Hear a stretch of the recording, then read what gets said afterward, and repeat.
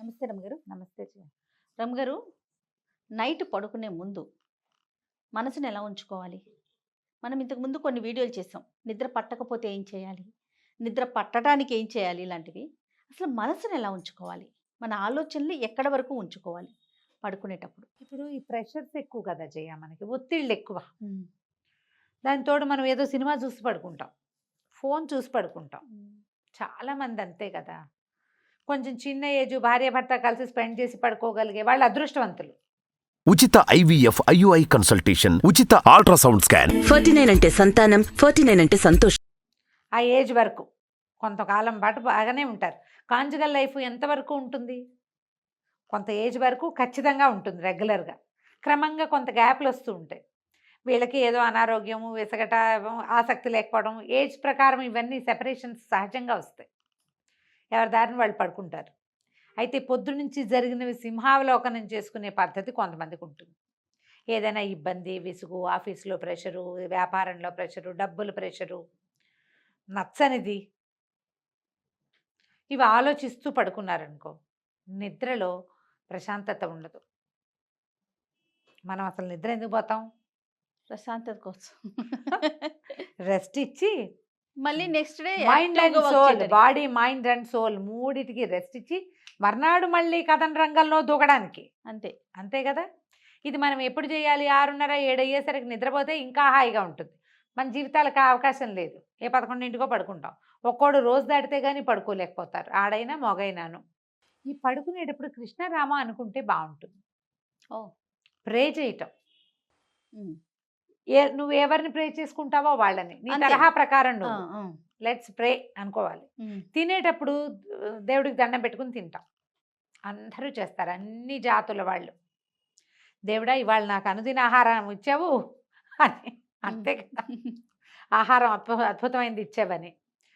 ఈ తినే అవకాశాన్ని ఇస్తున్నందుకు ఒక్క మాట దేవుడికి దండం పెట్టుకుని అన్నం తింటాం. ప్రే చేసి తింటారు కొంతమంది. ఏమీ చేయకుండానే ఒక ముద్దని కళ్ళకద్దుకుని తింటారు ఇంకొంతమంది. పరిశేచన చేసి తినేవాళ్ళు ఇంకొంతమంది. ఈ రోజున భగవంతుడికి థ్యాంక్స్ చెప్తాం. పడుకునేటప్పుడు ఆ థ్యాంక్స్ చెప్పడం నేర్చుకోవాలి. అది అలవాటు చేసుకోవాలి.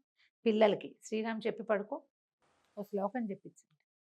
ఏదైనా చెప్పు, ఆపదామ పడతారని చెప్పు, శ్రీరామ్ చెప్పు, జయ శ్రీ ఆంజనేయం చెప్పు అని ఒకటి ఏదైనా ఒకటి చెప్పి అలవాటుగా చేస్తే ఏమవుతుంది? ఆ సబ్కాన్షియస్లో ఈ ప్రెషర్స్ అన్నీ తొలగిపోయి ఏ నామాన్ని వాళ్ళు అన్నారో అది ఫిక్స్ అవుతుంది. ప్రశాంతమైన నిద్ర వస్తుంది. ఇవి చిన్నపిల్లలకి. కొంచెం పెద్దవాళ్ళు అయ్యేసరికల్లా ప్రెషర్స్ పెద్దవాళ్ళకి తప్పవు కదా. అవును, పెద్దవాళ్ళకి తప్పవు. కాస్త మన కాళ్ళు మనమే ఒత్తుకుని పాదాలు ప్రెషర్ని రిలీజ్ చేసేసుకోవాలి. మొదట ప్రతిరోజు చేసి చూడండి అమ్మా. కనీసం 20 రోజుల పాటు పడుకోగానే కొబ్బరి నూనె రాసుకోగలిగితే చాలా మంచిది. నూనె రాసుకోలేకపోతే పడుకుని కాళ్ళు పైకి తీసుకుంటే మన పాదం మనమే ఒత్తుకోవచ్చు కదా. ఎవరైనా కాళ్ళు నొక్కేవాళ్ళు దొరికితే అదృష్టవంతులు అనుకో. ఇప్పుడు మనకు అవకాశాలు లేవు, అవేం చేయలేం మనం. పాదాలు ఒత్తేసరికల్లా నర్వ్స్ రిలీజ్ అవుతాయి ఒకేసారి. అంటే ఒక రిలీఫ్ వస్తుంది, వాటికి నరాలకి రిలాక్సేషన్ వస్తుంది. అప్పుడు ఆలోచించండి కొంచెం. భగవంతుడి దయ వల్ల ఈరోజు బాగా గడిచింది, లేదా ఏదో ప్రమాదం తప్పించుకున్నాం, ఏదో ప్రాబ్లం వచ్చి కానీ తీరిపోతుంది. అది దైవ ప్రార్థన చేసుకుని గనక పడుకుంటే, మనసు అలా ఉంచుకోగలిగితే మీరు రేపటి యుద్ధానికి సమాయత్తం అవుతారు. అవన్నీ కుదరవండి అంటారు. కుదరవు. రేపొద్దున ఏం మానేస్తావు నువ్వు? అవి కుదరదు కదా. అవేమో మానలేమే. రేపొద్దుటి యుద్ధం తప్పదు. అవును, అది ఎలాగూ తప్పదు. నువ్వు అవునన్నా కాదన్నా రేపొద్దుటిది పొద్దుడిదే. దానికి నువ్వు రెడీ అవటం అనే ఒక పాయింట్ ఉంది చూడు. అది ఇవన్నీ కూడా హ్యాబిట్సే మనం అలవర్చుకోవాలి. అలవాటు చేసుకుంటే మనం ప్రెషర్ని డిఫీట్ చేయలేకపోతున్నాము, దాన్ని జయించలేకపోతున్నాం, ఒత్తిడిని అధిగమించలేకపోతున్నాం. స్ట్రెస్, తర్వాత డిప్రెషను. మొన్న రాజమండ్రిలో ఒక ప్రోగ్రామ్కి వెళ్ళామని చెప్పాను కదా. అక్కడ చాలామంది తల్లులు, ఒక డాక్టర్ గారు, 2 సైకాలజిస్టులు వచ్చారు. పెద్దవారు 2, చాలా సీనియర్ మోస్ట్లు. అందరు తల్లులు అడుగుతున్నారనమాట, మా వాడు డిప్రెస్డ్గా అయిపోతాడు, అలా అయిపోతాడు. అమ్మ, డిప్రెషన్ అనే పదాన్ని మీరు వాడేయకండి. నువ్వు డిప్రెస్డ్గా ఉన్నావు, యు ఆర్ ఇన్ డిప్రెషన్ అని డాక్టర్ సర్టిఫై చేయాలి మిమ్మల్ని. ఇప్పుడు మనం ఏం చేస్తాం? చాలా డిప్రెస్డ్గా అయిపోయాను, నాకు డిప్రెషన్ అని చెప్పేసుకుంటున్నాం. అవును, పిల్లాడు డిప్రెషన్లోకి వెళ్ళిపోయాడు. అదొక క్వాలిటీ కింద ఫీల్ అవుతున్నాం. Bad or good, what ever, ఏదైనా సరే డిప్రెస్డ్గా అయిపోవటము అనేది ఒక అలవాటుగా చేసేసుకున్నాం మనం. అవును. నిజానికి అది ఏమిటో తెలియదు మనకి. ఏదో దిగులుగా ఉండటం, తోచకపోవటము, మూడ్ ఆఫ్ అయిపోవటాన్ని డిప్రెషన్ అనుకుంటున్నాం. దానికి వేరే పేర్లు ఉన్నాయి. డాక్టర్ చెప్పారండి ఇట్లా అని చెప్పారు. ఆ, మీరు సర్టిఫై చేయొద్దు, మీరు సంగతి చెప్పండి, డిప్రెషనో కాదో నేను చెప్తా అన్నారు. ఓకే. మనం ఏం చేస్తామంటే మనకి ఒత్తిడిని డిప్రెషన్ కిందకి తీసుకు కన్వర్ట్ చేసుకుంటున్నాం. అంతే. నాకు డిప్రెషన్ అండి, థైరాయిడ్ అండి అని చెప్పినట్టుగా డిప్రెషన్ అండి అని చెప్పేసుకుంటున్నారు. మన సాధారణమైన ఒత్తిళ్ళని మనం చాలా సులువుగా అధిగమించవచ్చు. ఒక్కసారి అందులో నుంచి బయటకు వచ్చేసి పక్కన నిలబడి అది వాటిని చూస్తే మీకు అర్థమవుతుంది, ఒత్తిడి తగ్గిపోతుంది.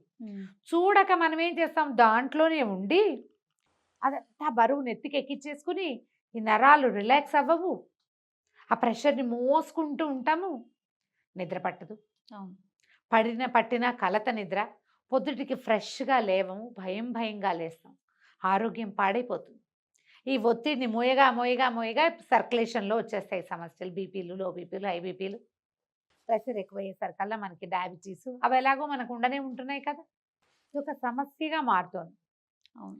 దాని నుంచి బయటికి రావాలంటే ఒకసారి క్లియర్గా ఆలోచించుకుని, ఎస్ రేపొద్దున నేను దీన్ని ఎదుర్కొంటాను, దీనికి నాకు భగవంతుడు సహాయం చేస్తాడు అని మన చుట్టూతో ఉన్న ప్రాణశక్తికి నమస్కారం చేసుకోండి.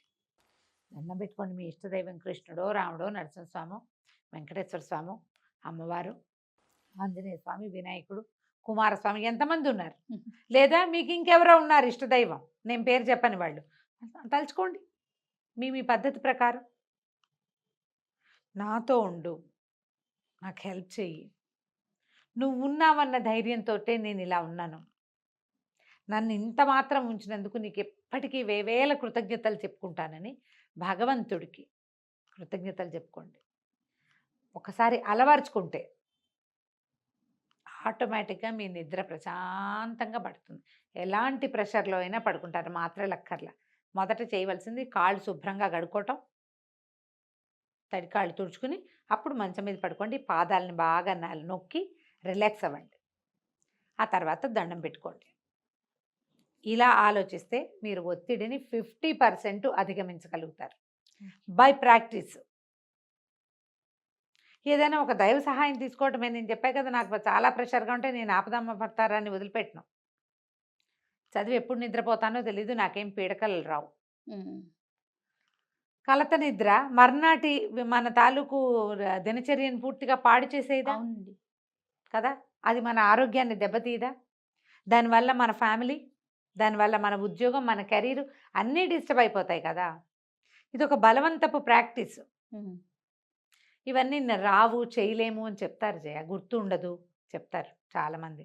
మనకేం గుర్తుంటుంది, ఏదైనా బై ప్రాక్టీసే కదా. అంతే. మనకు పుట్టగానే తినడం వచ్చా, నడవటం వచ్చా, రాయడం ఏమొచ్చు, చెయ్యను అన్నీ వస్తాయి. ఇది కూడా అలవాటు చేసుకుంటే గనక మనం చాలా ఈజీగా ఒత్తిడిని అధిగమించగలుగుతాం. పడుకునేటప్పుడు తెల్ల కాగితం లాంటి మనసుతోటి పడుకున్నారా, పొద్దున మీరు ఎలాంటి సంతకమైనా మీ తెల్ల కాగితం మీద చేయగలుగుతారు. సూపర్. అంతే రమ్మగారు. నమస్తే. నమస్తే.